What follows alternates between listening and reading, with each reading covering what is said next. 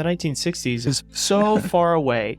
Segregation still has an effect on the people we talk to and know every day, such as yourself. Absolutely. There had been some member of my family continuously teaching in the public schools for 100 years. We can take that idea and move it forward. Hello and welcome to Galveston Unscripted. I have another fascinating episode for you today. I sit down with Mrs. June Collins Pulliam, one of our great community leaders here on the island. I'm going to skip her bio because she does a great job at describing what she does here on the island and in our community. I wanted to sit down to discuss her mother's book. Her mother, Mrs. Izola Ethel Fedford Collins, wrote the book Island of Color, where Juneteenth started. This book was released in the early 2000s. The book was written using a series of journals, conversations, interviews, and general local knowledge. And this book describes what it was like in Galveston for African Americans from 1865 up until the early 2000s. This book is absolutely fascinating and gives us some amazing insight of what it was like here in Galveston from multiple perspectives.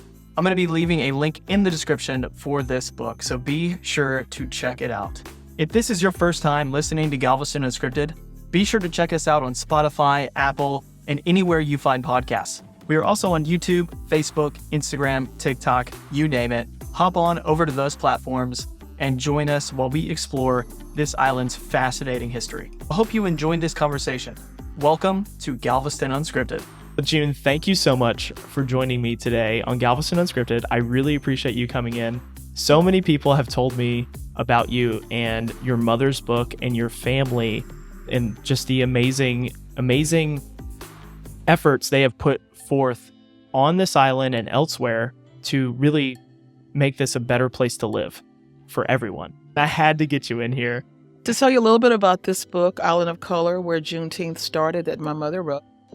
She had as a child seen that her grandfather would write in a journal.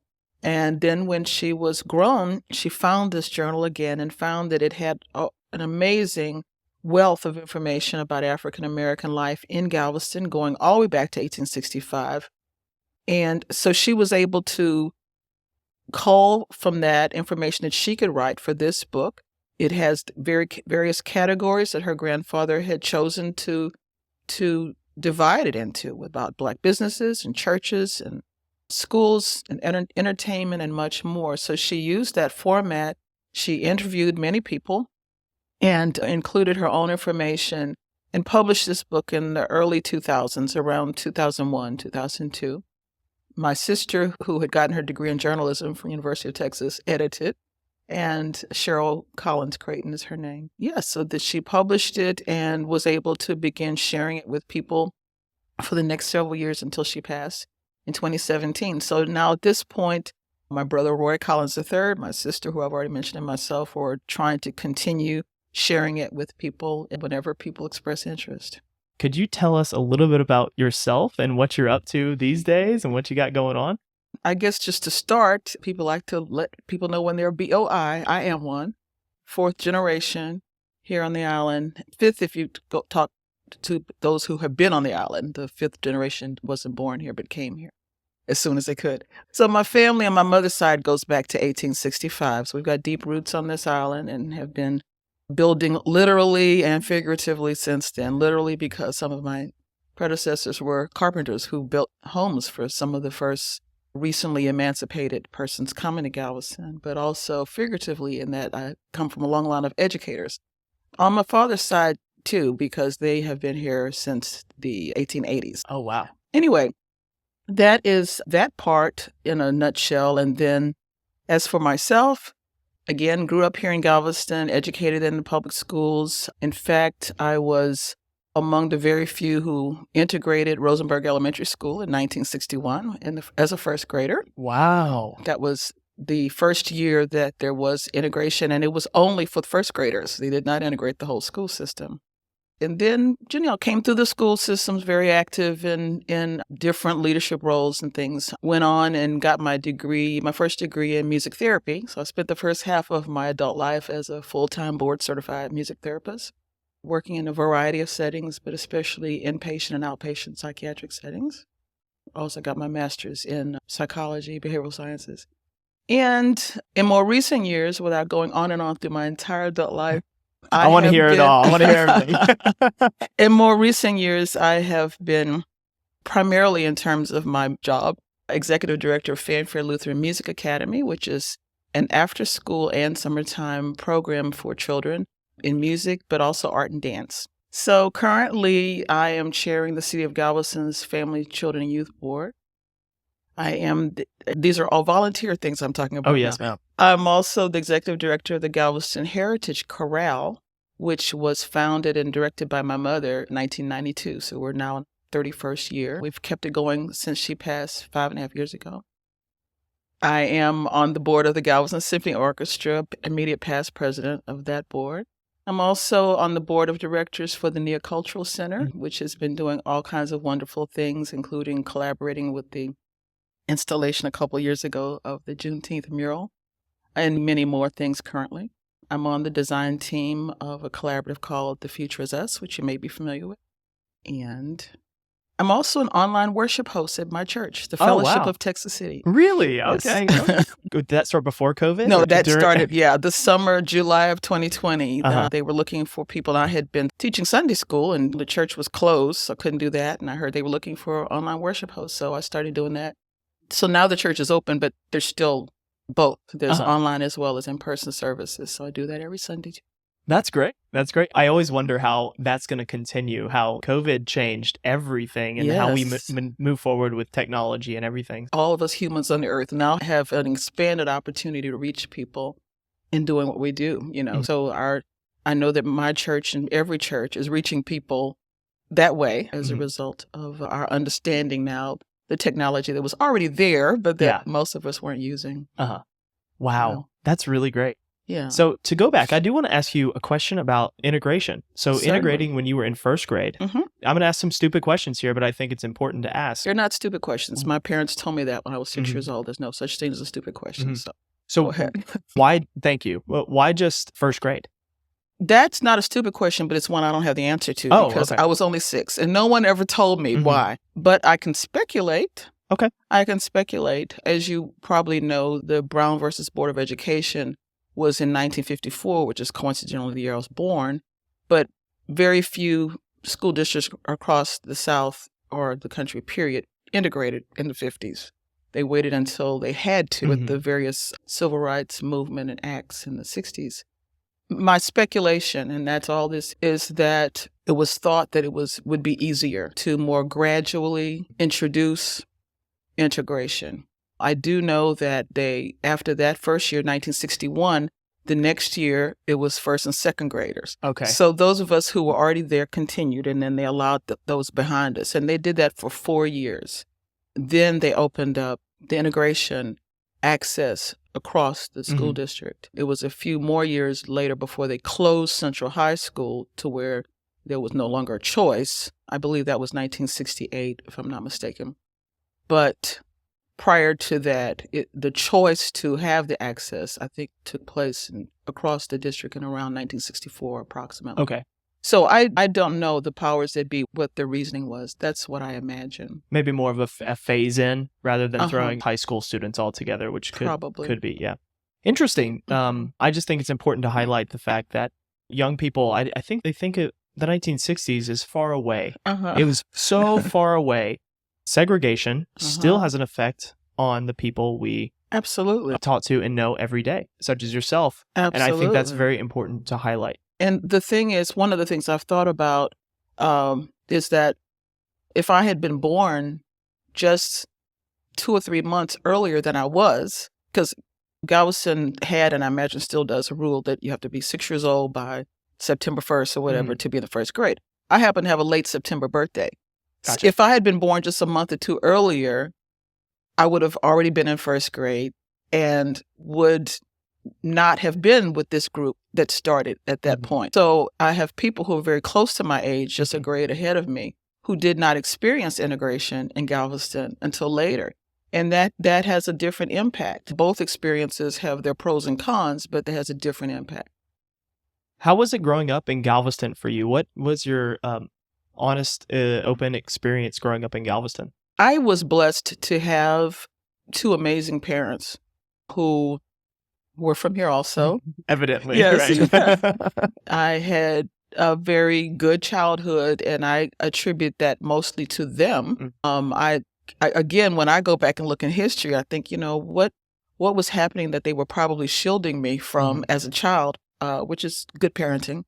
But my personal experience was positive. I was blessed to have a stable home, two college-educated parents who were both working and providing and loving and nurturing. And at that time, quite a few relatives in town. That's not the case anymore, but so I had a good network. So growing up for me was good. My home church was Reedy Chapel AME Church, which is where my mother's family had been attending since about 1865.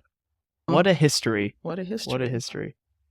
And so I had that network of support and other community organizations, since both of my parents were very much integrated into the community as well. My childhood experiences were, for me personally, good, which I'm very thankful for. I know that was not necessarily the case for everybody else. I'm thankful for that. So to transition into your mother's book, which is Island of Color, I highly recommend everyone get this book and read it because it does an amazing job going back to the 1860s and 70s and detailing the life and lifestyle and things that African Americans were doing, had to deal with through up until your mother wrote the book. So one thing I was struck by was the role of your family had in education back to the 1870s, I believe, if I'm not mistaken. So 1880s. Okay. Could you tell us a little bit about your family's role in education here on the island? Sure. That's just a brief background to directly answer your question. My great-grandfather, Ralph Albert Skull, who later became Reverend Ralph Albert Skull, was brought here with his parents, who had all just been recently emancipated from being enslaved at Bolivar, right across the Galveston Bay. He was 5 years old at the time. His parents, Horace and Emily Skull, brought him and his siblings, who were alive at that time. So he himself was educated in those very first schools that were set up at places such as at Reedy Chapel, which I'm sure has a lot to do with why they affiliated with that as their church. After getting the education he could get here, he went away to Wilberforce University and got his teaching credentials. And so he is the first person of color, a Black person, to have grown up in Galveston, educated here, to come back and teach here. The other Black people who did come were from other cities. They were recruited and brought here. He came back and he began teaching in, I'm pretty sure it was 1883, either 1883 or 1884. And he taught for 52 years. Oh my goodness. 52 years. He married. In fact, in the updated cover for Island of Color that we can set it right here that my daughter Janae designed about a year ago. This was the original cover. You see the photo of the family. This picture is from approximately 1908 on the steps of the family home where I live today. I didn't grow up there. It was rented for many years, but I lived there. Anyway, he passed down. His sister, Clara Skull, was also an educator. She did not marry and have children. In those days, apparently, it was very rare and looked down upon for female teachers to even get married, much less have children. Really? Yes, it was a very different kind of scenario than today. But she was very well known. She was active in the National Education Association that we've all heard of, NEA.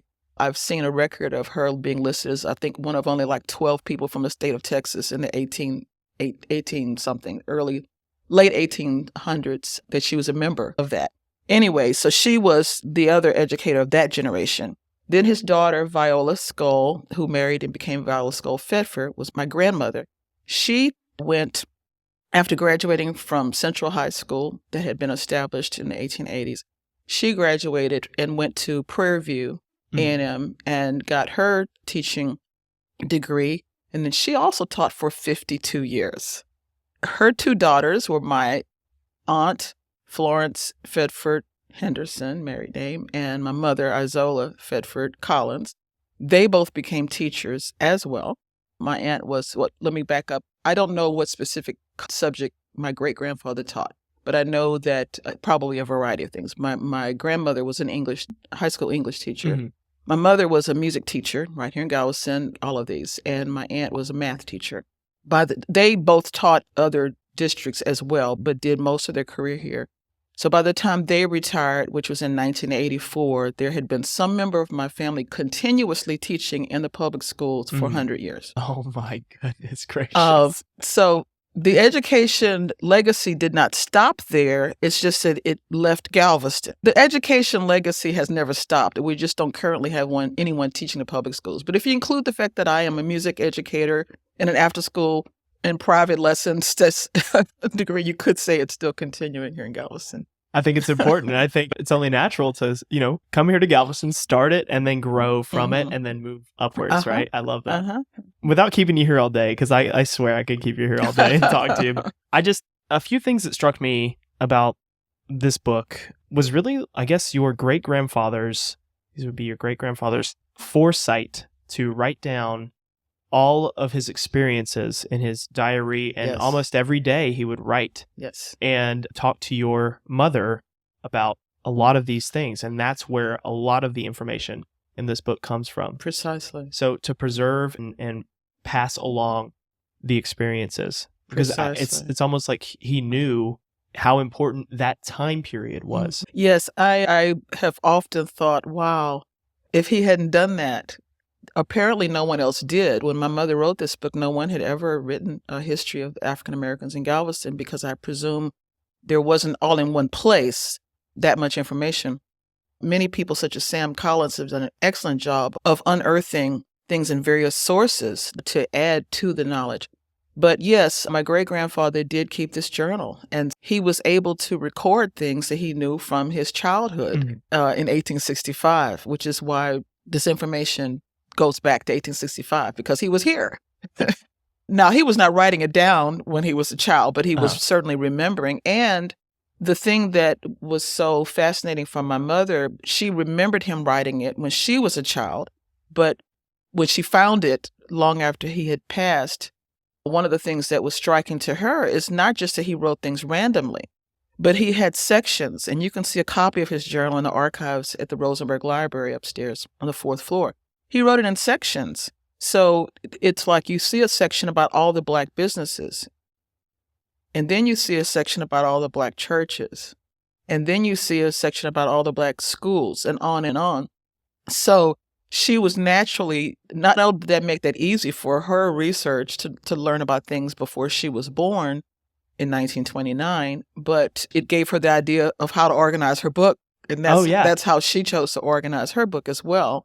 So she was able to build on that with things she knew personally, having grown up in Galveston. And then she interviewed lots and lots of people, and especially those older than herself who were still alive at the time. Yes, that foundation is just amazing when I think about it, that he had that foresight. I'm sure he had no idea of it specifically how the information would be used, but he must have had the foresight that it was important to be recorded. And I'm very thankful for that. It's amazing what you think going in and writing in your, let's say, diary every day, but you write down these notes about what you remember and how it can literally be used to shed light or to completely open up a section of history, or to paint the full picture on what otherwise would be, you wouldn't have the entire full picture. You just have what is the main narrative is. That's right. But this here highlights the African American version of it. It's so crazy to me to think that it goes from a diary every day to your mother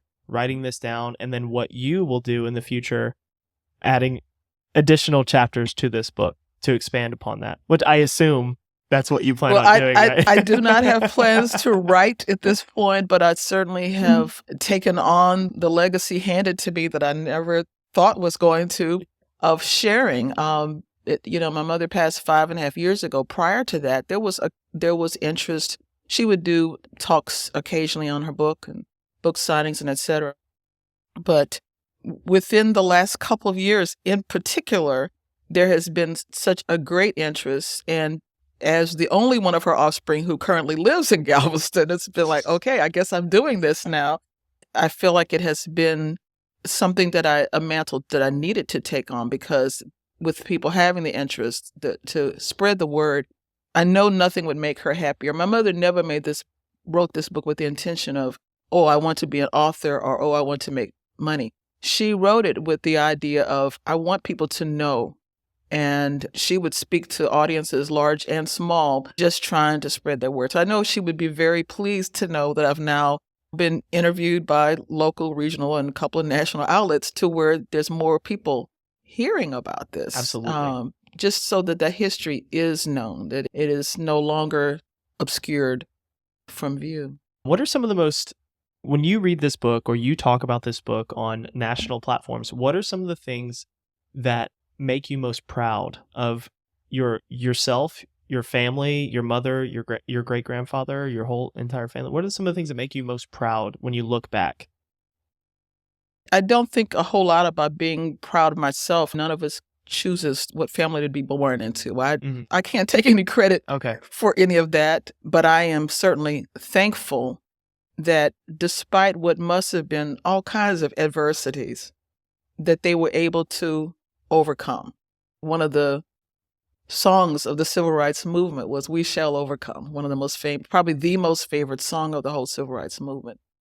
And what I am proud of is that my ancestors were able to overcome probably unspeakable things and not only survive, but thrive and give, not just for themselves. I'm pleased to have been born into a family that's always been about giving, about reaching and helping others. And how could I do anything less than that at this point? I know that when I was growing up, my parents told me, I guess maybe everybody's parents tell them this, is we've done this, now you're supposed to go on the next. And, in some ways, I think I have done that. I do think that the generations have continued. A couple of my brother's children are doctors, and I think about that sometimes because my father wanted to be a doctor, but there was no money. So he did get a bachelor's degree, which in the 1940s was not a common thing for African Americans to do. He did get his degree in science.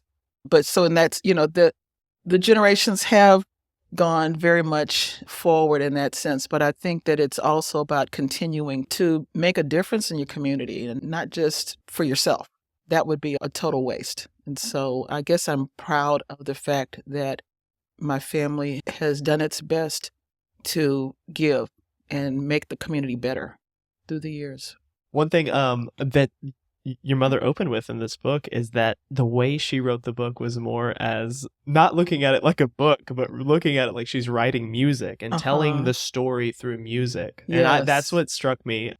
And it flows that way, right? So you have some very serious things, obviously, and then you have some funny stories that are just like, oh my gosh, that is great. So it's the ups and downs, and it just tells all of it. It makes it so dynamic and real. I'm glad you said that, because yes, that was her style of communicating. She was very much a musician. Her becoming a historian was something she did later in life, but she, I think, blended the two very well. And I'm proud of her for many things she did, but among the many things is that although she had written and arranged a lot of music during her years as a band director and choir director and church director, when she was in her mid-80s, less than 2 years before she passed, she wrote an orchestral piece that was performed by the Galveston Symphony Orchestra, conducted by her.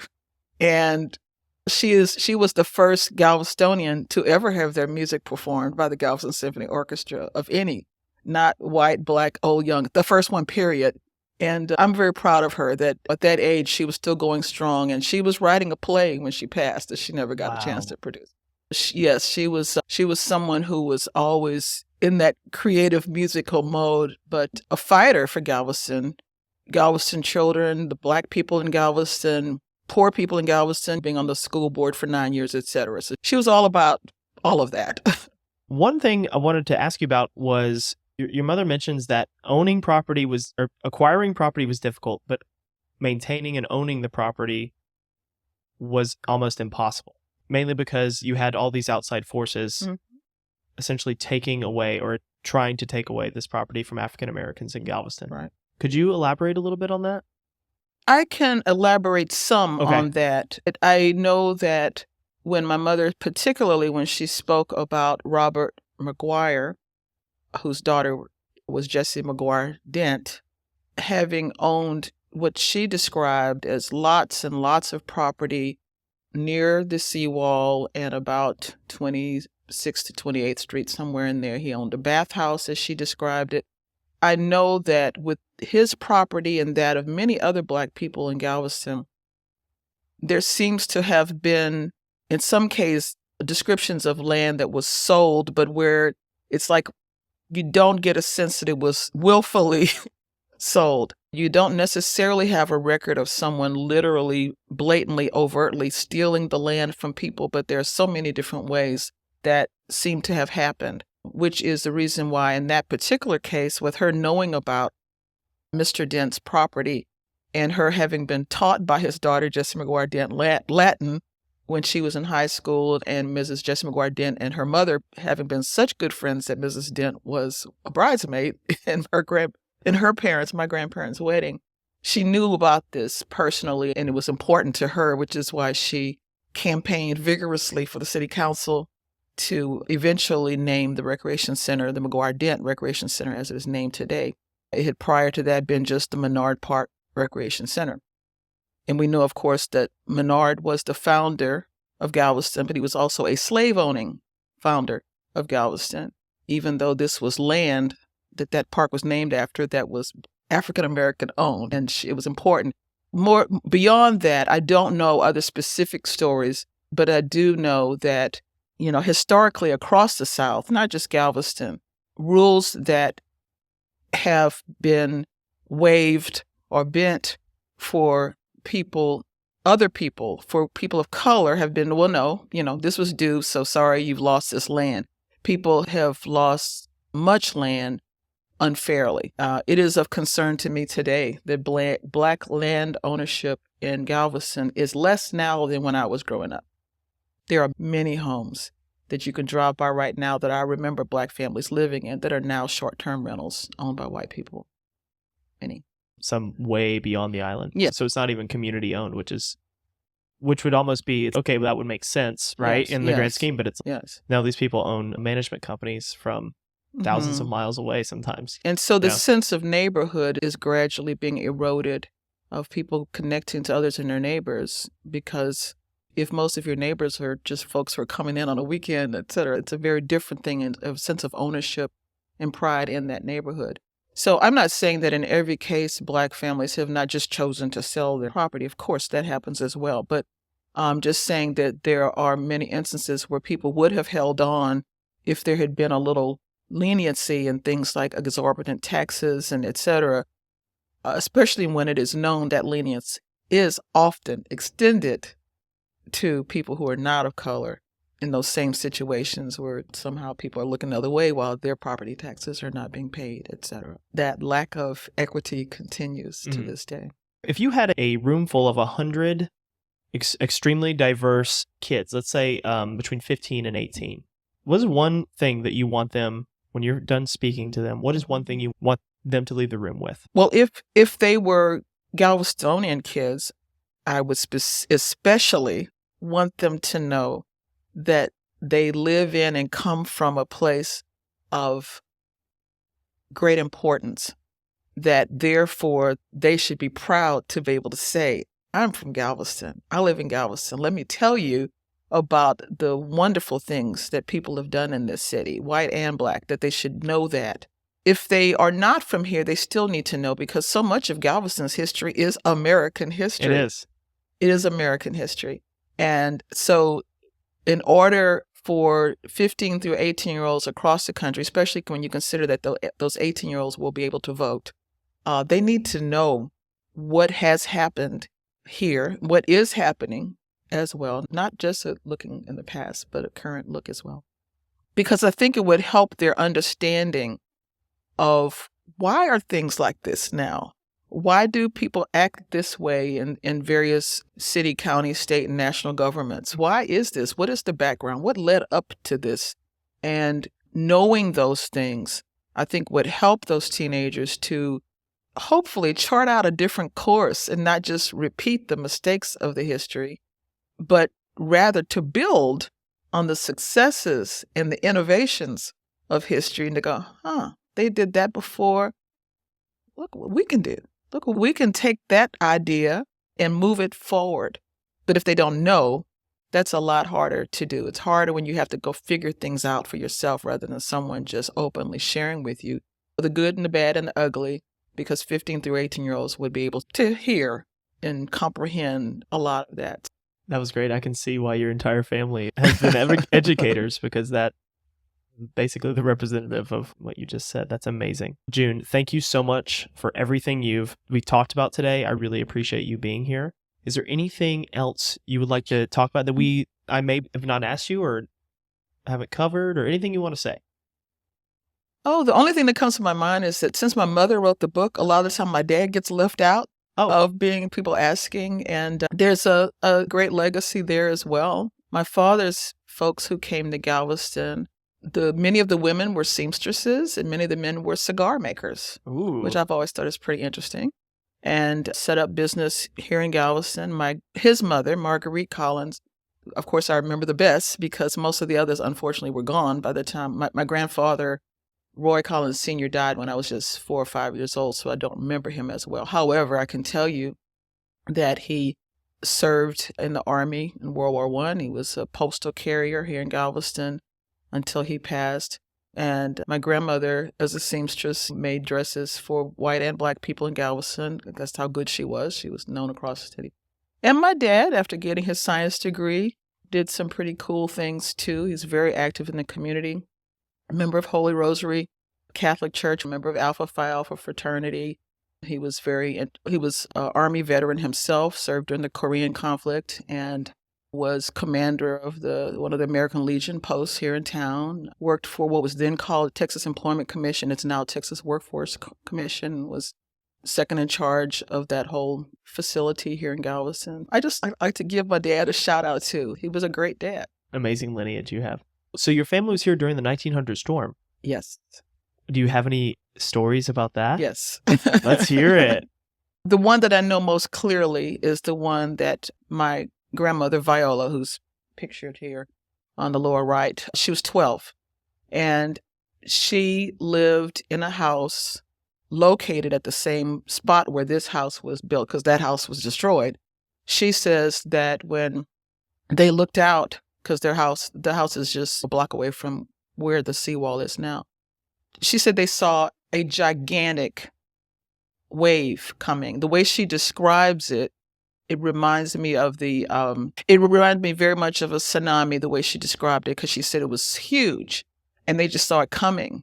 And so people started gathering things, and she was able to gather very few things, just basics.